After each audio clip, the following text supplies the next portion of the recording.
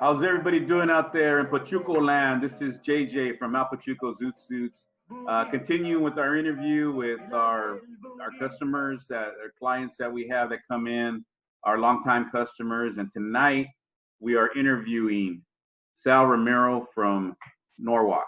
And he has been a longtime customer, and we think he has a very exciting story to tell you about his background and his career. So how you doing tonight, Sal? All right, just hanging in there like shingles. Joe? Yeah, Sal will cut you up on this interview, man, because he just comes out with these rhymes and just cuts it up real. That's the first thing that we noticed at the store. So Sal, why don't you give the viewers a little background as far as where you were raised, high school. I know you were in the military. Tell us a little about your military service and what you do as a career. Okay. I've been living in the LA area all my life. Lived in Southgate, born in Linwood, California. High school, I went to different high schools. I was bused to the Valley from the area that I lived in. I was going to that school for a while. I was in the Army. I joined pretty young. I was like the 11th grade when I joined. I didn't go overseas or anything. Just did my time, came back, finished pretty quick. Yeah, and I work with the deaf. I've been working with the deaf for 20 years now. All right. I'm a sign language interpreter now, kind of climbed up that ladder, and here I am. All right, so you're a sign language interpreter, and what does that involve? I imagine you're working for a school district, so what does that involve with the students? Yes, I'm in a mainstream classroom. You got about 30-something students, and usually have at least one deaf student. The teacher, she goes over the instructions, and I basically interpret whatever she says and facilitate communication for the deaf student. All right, and then can you give us like a couple basic signs,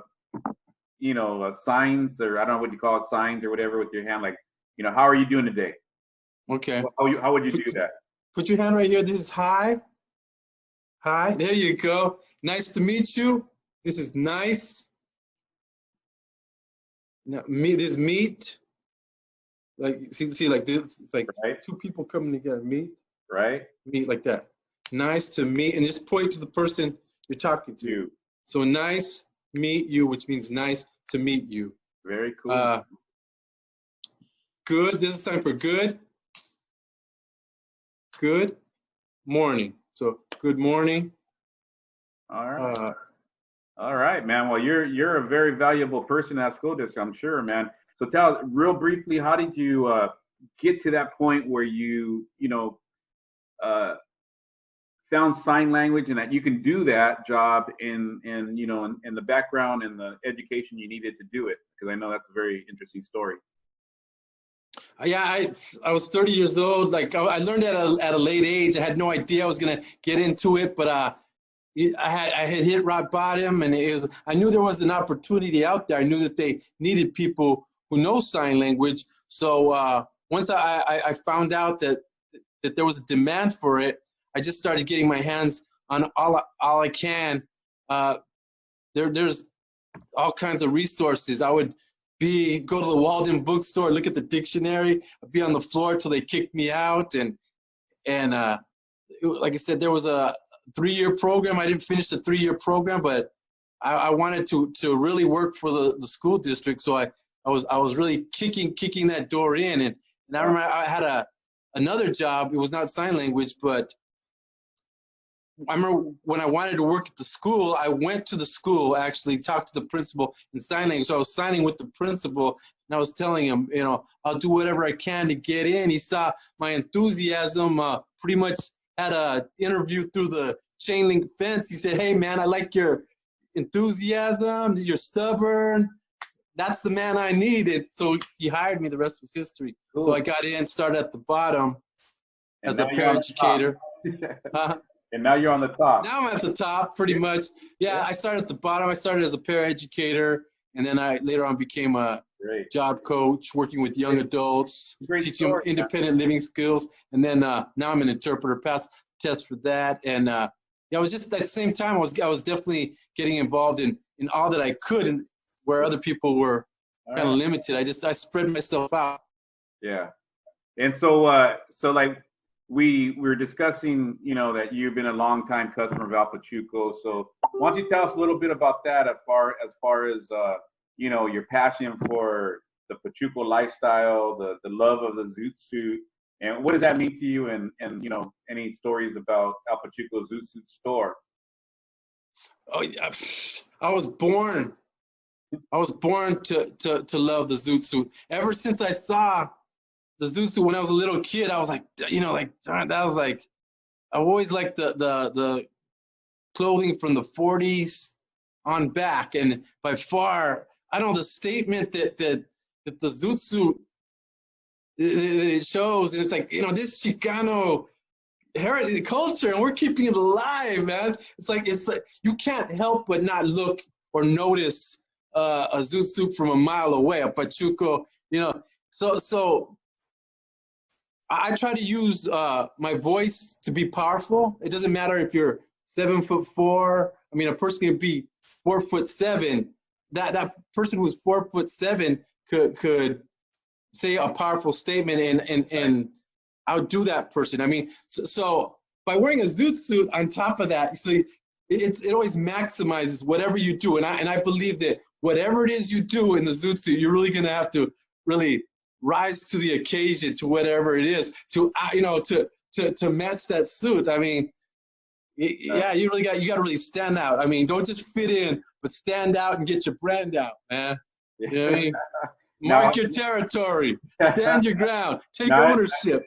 Now I understand that you know, you do a lot of speaking at the school, introductions, and you wear your Zoot Suit for those things. So give us a little, and give us a little, I don't know, whatever, what do you call it? I think you said spinning, but give us a little. Spitting? Yeah, I like to spit. Tell us something about your Zoot Suit with the way you deliver for your presentation. Okay, so what I do at the middle school, every year they have what's called Family Fun Night.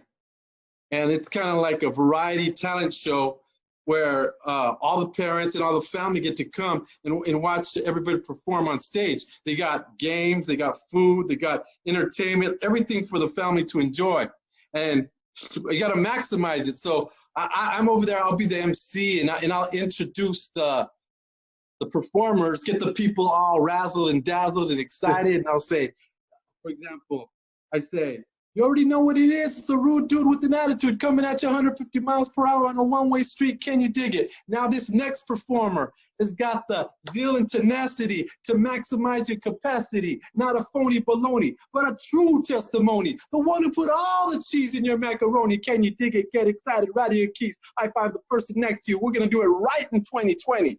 Roar like a lion, like the roaring 20s, baby. We're going to roar like the MGM lion and take ownership this time. Take it away. Show your love and not your hate. Great, man. Great. Yeah, I remember when I first met you at Pachuco that you threw some down. It was pretty amazing, man. So yeah, and so you wear your Zoot Suit. So what is it about the Zoot Suit that how does it make you feel? What is your attraction to it? It's like I said, and how many Zoot Suits do you own? I mean, I know you got 6 mix and match, but yeah, I got six. All right. And yeah, the Zoot, yeah, it's sharp. I mean, on top of that, I mean, like I said, we're keeping Chicano culture alive, so that's something to be proud of. That we take ownership to that. And like I said, by wearing a Zoot Suit, I mean, all eyes are on you. So whatever you say and comes out of your mouth, it's like you're just maximizing that, and you're just like you're living up to that sharp suit. I mean, it's almost it's very hard to be able to match up to that, but it's something you got to work on. So, and if you ever see Sal in the last pair of pants that he bought a, I think, olive green tweed, right? Is that correct? That's right. And looking very sharp, man. So send us some. Those are custom. You got that, yeah. Those are customized and tailor-made, not generic. No, man. And then another aspect of your life that I found out because you brought Phyllis the owner of El Pachuco, you brought her a very nice painting with her name. So tell us a little bit about your artwork. I mean, it sounds like you've been doing a lot of creative stuff in the background. Definitely. I've doing different kind of art. Like I told you, I've done the chalk festivals that they have in Pasadena. I always when I did the chalk festivals at Pasadena, I definitely stayed true to the culture. I always did like the movie posters from the golden era of movies. I do Cantinflas, Tintan.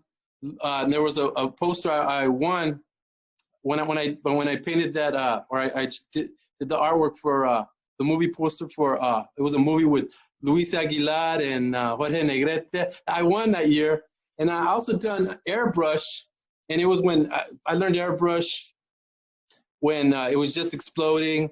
I remember I was going to school in East LA at the time for art, and that's when graffiti art it exploded. It reached its peak. So a lot of people were that was like it had a huge impact. You get influenced by whatever's around you. So East LA, there's a lot of chicano art, a lot of like the graffiti art that was right there. But if you're a tagger or a graffiti artist, it was right there by the Panic Zone.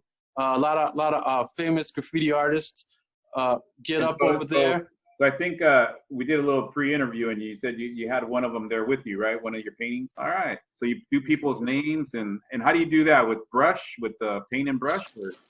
Yeah, it's kind of like watercolors. It's a Korean style of art. Nice. Yeah, the one that you brought, Phyllis, was amazing. So I know she was very happy with it. I'm glad she liked it. And she just remodeled, so I'm sure it's going to have a special place to hang up there in her house. So So what's we're talking about all the things, your art career, your the spinning that you do with the words. So we thank you for coming on. And let me just add right now too, like I always do when we're going to end, we want to say, El Pachuco is we're still closed right now, going on 5 weeks, and we're still shipping. As you can see from the post, Vanessa keeps shipping every day. We thank you, everybody that's ordering at elpachuco.com. On behalf of Phyllis, Linda, Ray Jr., and Vanessa, and myself, JJ, we all want to say thank you, and we hope everybody's safe and healthy right now going through the coronavirus. But yeah, we're good, and we're waiting to open up. As soon as they tell us we can open up, we'll be there. So keep ordering online, and you can always call us at our 714 number if you haven't need any information. So also I want to throw in Lucy Valenzuela said hello as well. Everybody knows Lucy, Phyllis's sister, that helps out at the store, and she also want to make sure that we plugged her in. So there you go, Lucy. So all right, Sal. So we're about to wrap it up. So what is there anything you need to add or you want to finish up with? Like I said, life is too short, man. Get yourself a zoot suit, man. Always dress to impress in the East and the West, man. Don't just get in where you fit in. Gotta stand out, get your brand out, baby. Come on. Pull out the collar, make the women scream and holler. All right, man. All right, Sal. Well, we appreciate it. And once again, much love to you and your family, and stay healthy. I know, and I really want to say that I appreciate, man, that you, that what you do as a career, sign language, helping out the young children, young teenagers that you assist. And, we really, from the Estrella family, really appreciate it, because we also have our niece that is has a little her hearing as well, so we appreciate it. And God love you, man, and you're doing the work of God, man, with helping the students that cannot hear. So we appreciate that. So thanks a lot, Sal, and see you soon at the store. Okay, man. I'm waiting to buy all kinds of accessories, man. Like I said, Phyllis, she'll size you up, man. Come on. All right, Sal. We appreciate it. Thank you. All right, thank you.